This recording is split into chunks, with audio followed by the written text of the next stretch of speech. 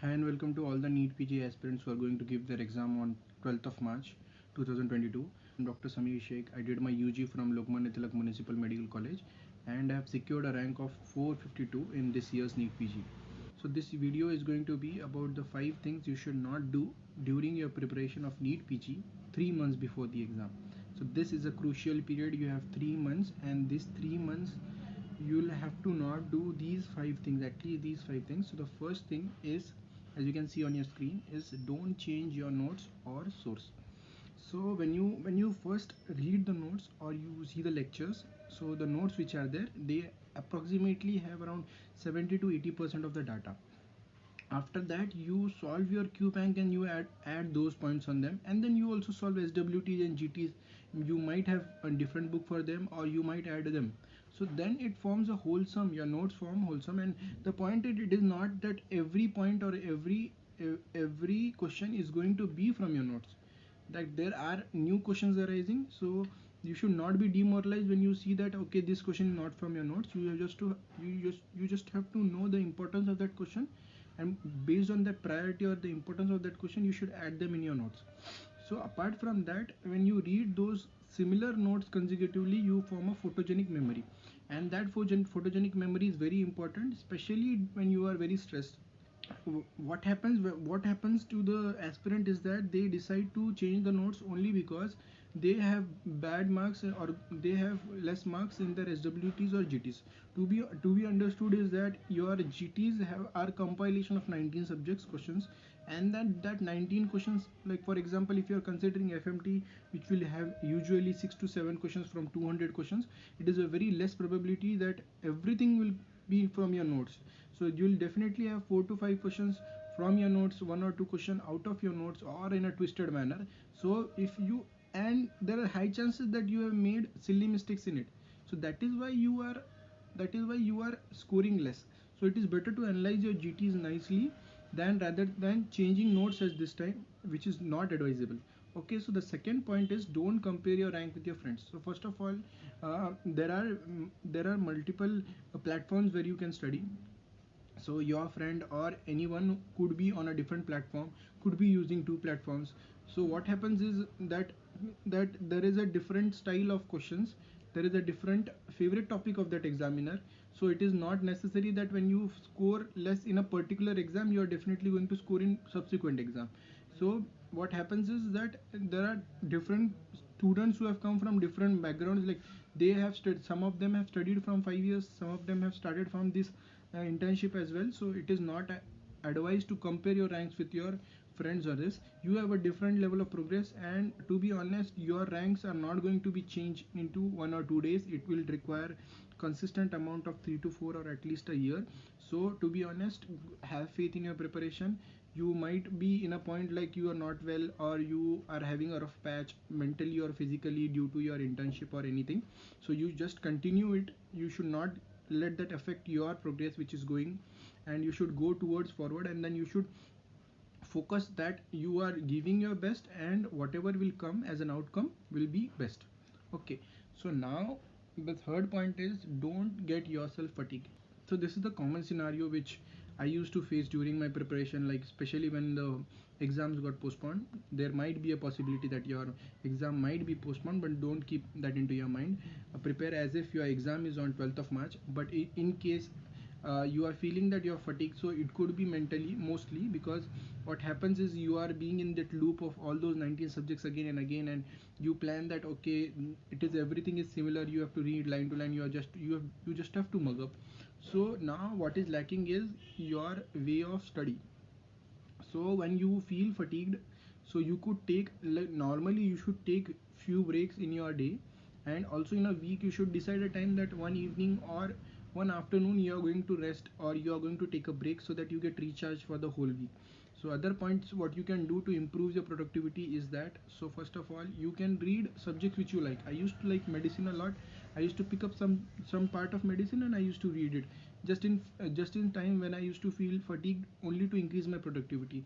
Other part is I used to discuss with my friends, and that was very helpful because I used to say them, please ask me questions which you like, or which you topic which you like, or which you feel which you are very strong at. So I used to ask them questions, and you can also form discussion groups. The other point is now you can change the subject of reading if you are feeling very bored, and you can mix up subjects. I used to read my TND notes, like 2 to 3 TND note subjects, and that was a bit of a very nice mixture to go with, because it was like every subject was changing, and then it was nice. Like you can't read pharmac for the whole day sometimes, so you should change it, or you should form it in an integrated way to read it with another subject. The fourth point is don't study without a plan.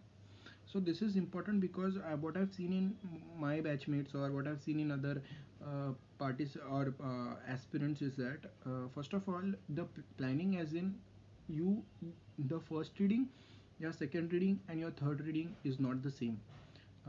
That is what makes you as a normal participant and a ranker. So when you read for the first time, your aim is that you get the coverage of all the subjects. You get an idea what subjects are you weak at, what subjects are you strong at, and what all syllabus is there. When you read for the second reading, when you go for second reading, your aim is to find out those weak points and only read them. And how you can do it? You can do it by solving the SWTs and your GTs very frequently.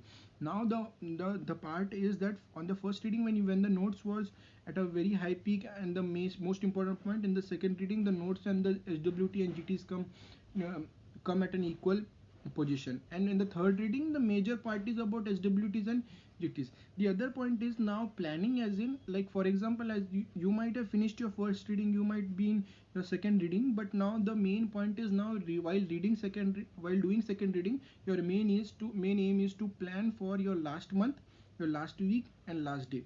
So you should get to know from your notes that these are the points I'm going to read before 1 month, and these are the topics I'm going to read before 1 week, and these are the topics I'm going to read before 1 day.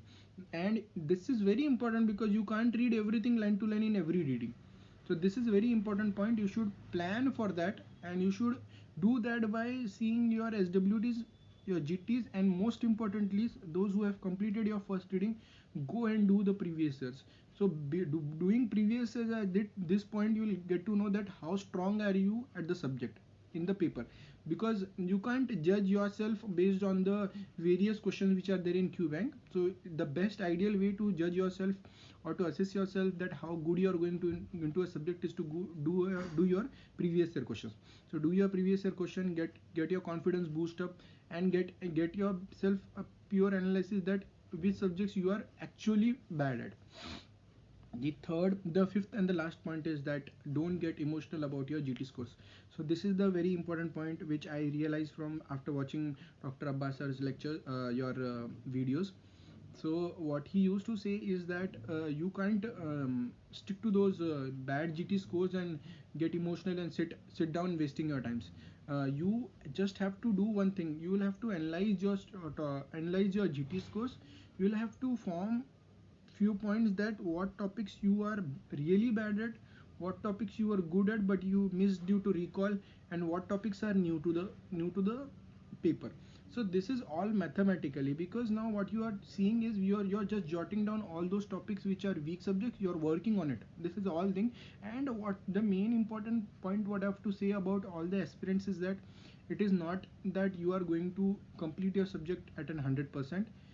The main game of your all these entrance exam is about the probability that you are studying to improve the probability that the topic which you are reading might come into the exam. It is not about the point that you will complete 100%. So what you are doing by solving multiple SWTs and GTs is that you are increasing the probability that the topics which are covered in those GTs, the topics which are going to be covered into your notes, are going to come into your exam. Because the moment you see that those topics come into your final exam, you get boosted up by the confidence, and then you have that confidence that you are going to solve this question. And even for your factual and the rare question which might come into the exam, what toppers why toppers get those questions are because they have solved so many SWTs and GTs that they have an increased probability that the same topic has come. So my advice to all the aspirants at this moment is that purchase a few different platform test series, and acclimatized to the new pattern or new styles of different examiners, so that we'll get a confidence that even if the paper is easy or moderate or hard, you are well mentally prepared for each paper. So okay, so all the best for your preparation, and stay tuned to the Grey Matter channel for the revision videos and more such guidance videos. Thank you.